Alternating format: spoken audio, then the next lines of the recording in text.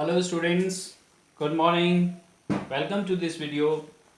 Today we are discussing about or introducing some basic technique that is a very important topic, that is linear programming. Okay, in class 12th, this is the only chapter which is from the applied mathematics.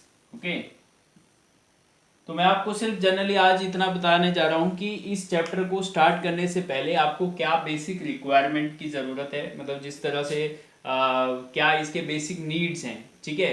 क्योंकि ये जो chapter है थोड़ा सा practical problem है, तो आपको interest भी आएगा और क्यूरियसिटी भी बढ़ सकती है। क्योंकि देखिए कहीं भी हम जब मैथमेटिक्स को डेली लाइफ में अप्लाई करते हैं ना जहाँ पे, तो वहाँ से आपको प्रैक्टिकल सेंस समझ में आता है। तो क्या है कि हम बात कर रहे हैं लीनियर प्रोग्रामिंग, क्योंकि इससे पहले जो हम चैप्टर कर रहे थे रिलेशन एंड फंक्शन की बात कर रहे हैं, तो उसमें कुछ थ्योरेटिकल पोर्शन बचा है। मे बी हो सकता है कि सीबीएसई उसमें से कुछ सिलेबस डिडक्ट कर दे, तो अभी कोई पता नहीं है, तो दैट्स वाई मैं उसको होल्ड कर रहा हूँ। तो जब हम मिलेंगे तब हम उसका जो एक पोर्शन जो बचा है टाइप्स ऑफ फंक्शन से रिलेटेड, तो वो हम एक उसकी उसमें डिस्कस कर लेंगे, ठीक है, क्लास में। बट अभी जो हम प्रैक्टिकल नहीं कर पा रहे हैं, सामने लाइव में नहीं बैठ पा रहे हैं, तब तक हम ये चैप्टर बड़े आराम से कर सकते हैं। लीनियर प्रोग्रामिंग बहुत आसान चैप्टर है अगर आप इसको थोड़ा सा प्रैक्टिकली समझते हो तो। ठीक, देखिए इसको जानने से पहले क्या है, आपको क्या क्या चीज़ें इंपॉर्टेंट है और क्या रिवाइज करना पड़ेगा। क्योंकि देखिए क्लास 11th में हमने चैप्टर पढ़ा था लीनियर इनइक्वालिटीज, लीनियर इनइक्वालिटीज पढ़ा था ना। लीनियर इक्वालिटीज में क्या था, उसमें हम ये देखते थे कि जैसे 2x + 3y है ना लेस देन और इक्वल टू 7, ठीक है। इस तरह की लीनियर इनइक्वालिटीज को ही हम यहाँ पे लीनियर प्रोग्रामिंग में डील करेंगे एक्चुअली, ठीक है।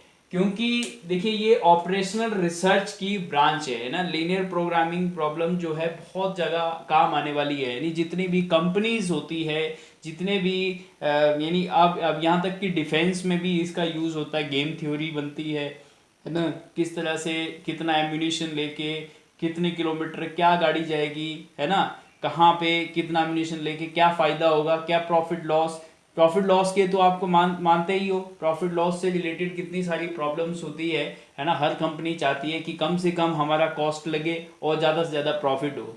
तो उसको करने के लिए लीनियर प्रोग्रामिंग यूज़ होता है, ठीक है, कि कितना चीज़ हमने कहाँ से कॉस्ट को कम करना है और कहाँ से प्रॉफिट को बढ़ाना है, ठीक है।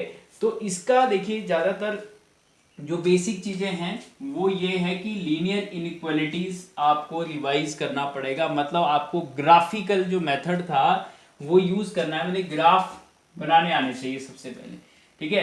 एक से ज़्यादा इनइक्वालिटीज होती है। 11th क्लास में पूरा का पूरा हमने क्या किया था, ग्राफ ही किया था मेनली, ठीक है।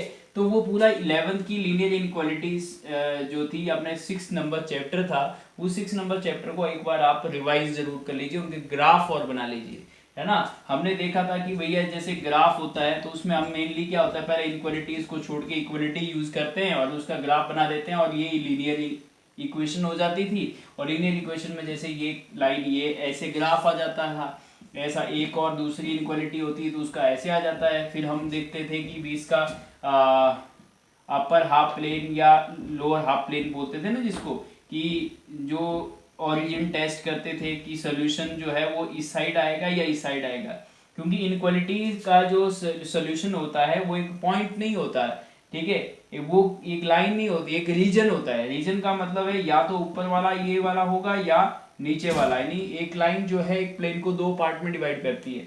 तो या वाला ये पूरे जो पॉइंट होंगे इस रीजन में, या तो वो इसके सोल्यूशन होंगे ये वाले होंगे। तो वो हम एक ओरिजिन टेस्ट करते थे या कोई और दूसरा भी पॉइंट को टेस्ट कर सकते हैं, उसके अकॉर्डिंग हम ये चीज़ें कर लेते थे।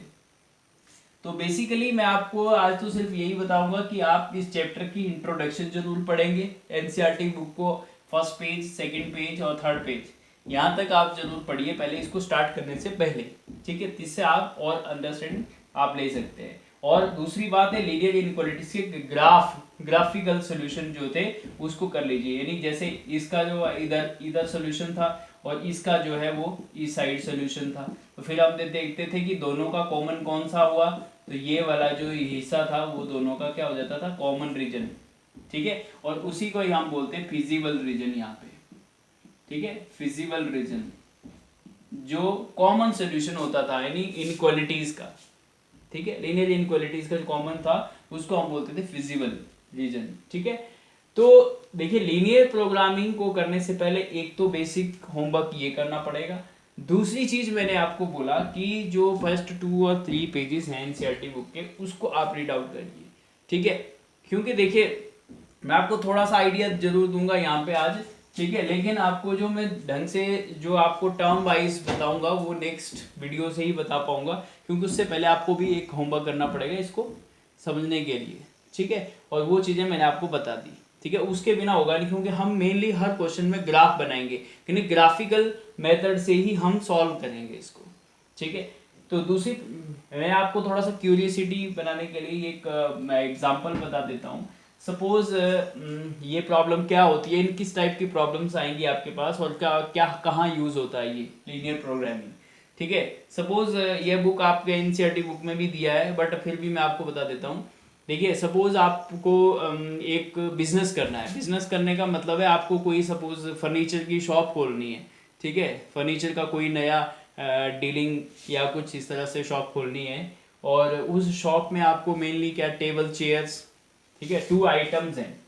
ठीक है, 2 आइटम्स हैं, एक तो टेबल और चेयर्स हैं सपोज कुछ। ठीक है, ये दोनों चीज आपको बेचना है उसमें। ठीक है, सेल आउट करना है। तो आपके पास देखिए कुछ चीजें जो है वो समझ में आनी चाहिए यहाँ पे। और मेरे पास भाई कोई बिजनेस करेगा तो उसके पास इन्वेस्ट करने के लिए कुछ पहले मनी होता है। ठीक है, जिसको हम इन्वेस्टमेंट मनी बोलते हैं। ठीक है भाई, ऐसा तो नहीं है कि बहुत सारे पहले ही बहुत सारा रुपया होगा तो फिर मैं बिजनेस करूंगा ही क्यों। ठीक है ना, तो ये चीज़ समझने की है पहले इन्वेस्टमेंट मनी कितना है। तो सपोज पहले मेरे पास है 50,000 रुपया है। ठीक है, 50,000 नॉर्मली 50,000 लाख 2 लाख इतने से स्टार्ट करते हैं, कोई बिजनेस करना स्टार्ट करते हैं तो शॉप खोलते हैं नॉर्मली। ठीक है, तो जैसे सपोज 50,000 रुपीज़ मेरे पास है इन्वेस्टमेंट मनी जो है। ठीक है, और मेरे पास एक मैंने फर्नीचर के लिए भाई शॉप भी तो खरीदनी पड़ेगी, या तो रेंट पे लेनी पड़ेगी। ठीक है, या गोडाउन होगा कोई ना कोई तो रखना पड़ेगा जहाँ पे मैं रख सकता हूँ। ठीक है, तो उस गोदाम में मान लो 60 जो है वो नंबर्स आ सकते हैं, यानी टेबल और चेयर को मिला के टोटल 60 रखा जा सकता है। उसकी कैपेसिटी जो है वो रखने की इतनी है। ठीक है, दूसरी बात, एक टेबल जो है मुझे जो है वो 2500 का पड़ता है, यानी मैं भी तो कहीं से लूंगा ना और कहीं बेचूंगा, तो 2500 का मुझे पड़ा और 500 रुपए की चेयर पड़ी। ठीक है, ये 2500 और 500 की चेयर मुझे मैंने भी परचेज किया ना, क्योंकि मैं भी इन्वेस्ट करूंगा तो परचेज मैं कहीं से करूंगा। और इस पे मुझे जो है वो 250 का एक टेबल बेचने पे 250 का प्रॉफिट होता है, और एक चेयर में बेचने पे 75 रुपीज का प्रॉफिट होता है। ठीक है, ये चीज समझ में आनी चाहिए सीधी सीधी। ठीक है, अब इस चीज को देखते हुए अब मुझे ये बताओ है ना कि मुझे कितने टेबल और चेयर बेचना चाहिए, यानी कितने टेबल और चेयर को मैं बेचूं जिससे, या कितने टेबल और चेयर को मैं लाऊं अपनी दुकान में रखूं। ठीक है, क्योंकि देखिए ये होता है किसी भी बिजनेस करने से पहले जिसको बोलते हैं सलाह। ठीक है, एडवाइस। ठीक है, और वो एडवाइस कोई ऐसा नहीं है कि कोई आपको बता दिया कि ऐसा कर लो ऐसा, क्योंकि सलाह तो कोई भी दे सकता है ना, बट एक होती है ना कि लॉजिकल सलाह दें। तो जो लॉजिकल सलाह है ना, जो एडवाइस है वो हम मैथमेटिकली पहले कैलकुलेट करेंगे उस चीज़ को, फिर उसके बाद उसको बनाएंगे कि भैया आपको इतनी टेबल और इतनी चेयर लोगे तो सबसे ज़्यादा प्रॉफिट होगा। ठीक है, और ऐसा नहीं है कि हम ये तुक्के से बात कर रहे हैं। ठीक है, ये बिल्कुल हम प्रूव करके दिखाएंगे कि ये कैसे होता है। ठीक है, फिलहाल के लिए मैं आपको ये बता रहा हूँ कि ऐसा कुछ प्रॉब्लम्स बना दिया आपको। देखिए ये बना दिया कि आपको सपोज 60 तो टोटल ले सकते हो आप, क्योंकि रखने के लिए जगह तो 60 है।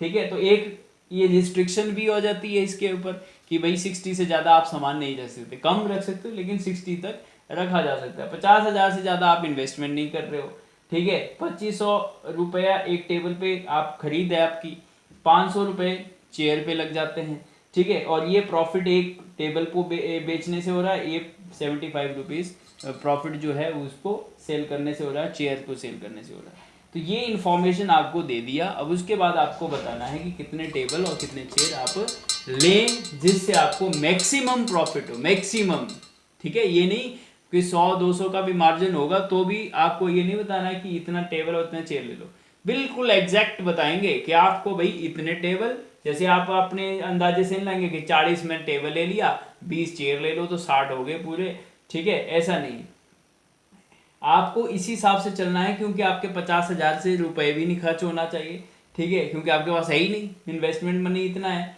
60 से ज़्यादा आप टेबल चेयर रख नहीं सकते हो, ठीक है। और आपके पास जो प्रॉफिट है वो इस पे तो इतना मिलता है, इस पे इतना मिलता है, तो ज़्यादा से ज़्यादा टेबल को भी बेचने की कोशिश करोगे आप क्योंकि उसमें ज़्यादा प्रॉफिट मिलेगा, ठीक है। तो ये चीज़ों को प्लान करके सिस्टमेटिकली आप सॉल्व करोगे और उसके बाद आप उस जिस जो भी काम कर रहा है या बिजनेस करना स्टार्ट कर रहा है उसको ये सलाह दोगे तो वो आपकी इस सलाह को जब करेगा तो उसको नेचुरली मैक्सिमम प्रॉफिट होगा, ठीक है। यानी कुछ रिस्ट्रिक्शंस होंगी जो कि ये वाली रिस्ट्रिक्शंस हैं, ठीक है। उस रिस्ट्रिक्शन को रखते हुए हम मैक्सिमम प्रॉफिट कैसे निकालें, ये ही प्रॉब्लम क्या होती है, लीनियर प्रॉब्लम या ऑप्टिमाइजिंग प्रॉब्लम बोलते हैं। तो उसकी एक टाइप की जो प्रॉब्लम है वो लीनियर प्रोग्रामिंग प्रॉब्लम्स, ठीक है। तो लीनियर प्रोग्रामिंग यानी प्रोग्रामिंग करेंगे हम, ठीक है। तो इसको हम डिटेल में जो है वो नेक्स्ट वीडियो में मैं आपको बताऊंगा, लेकिन उससे पहले मैंने आपको होमवर्क करने के लिए बता दिया कि एक तो आप लीनियर इनइक्वालिटीज के ग्राफ को रिवाइज कर लीजिए और दूसरा आप एनसीईआरटी बुक के 2-3 जो फर्स्ट पेज हैं, ठीक है, उन पेज के गो थ्रू हो जाइए। फिर उसके बाद हम इसको करेंगे तो उससे मज़ा आएगा आपको करने में भी, ठीक है। और नई नई प्रॉब्लम्स हैं उनको करने में भी मज़ा आता है। जैसे कोई राशन डिपो है, ठीक है, उधर से पहले 3 शॉप पे सामान जाता है, ठीक है, तो ट्रांसपोर्टेशन लगेगा, तो कितनी गाड़ी कहाँ से क्या सामान ले जाएगी जिससे आपका ट्रांसपोर्टेशन कॉस्ट जो है वो कम हो, क्योंकि हम चाहेंगे खर्चा कम हो प्रॉफिट ज़्यादा हो। और यही हमारी मेन थीम रहेगी इस पूरे चैप्टर की, ठीक है। Minimise cost and maximise profit, ठीक है। तो मिनिमाइज और मैक्सिमाइज की जो प्रॉब्लम है उसको ही हम मेनली क्या बोलते हैं, लीनियर प्रोग्रामिंग प्रॉब्लम बोलते हैं, ठीक है। तो मैं इस वीडियो में जस्ट आपको यही बताने जा रहा हूँ कि इस चैप्टर को हम स्टार्ट करने जा रहे हैं, तो उससे पहले आप इंट्रोडक्शन पार्ट को कंप्लीट कर लीजिए। Okay, thank you, bye bye, will meet in the next video.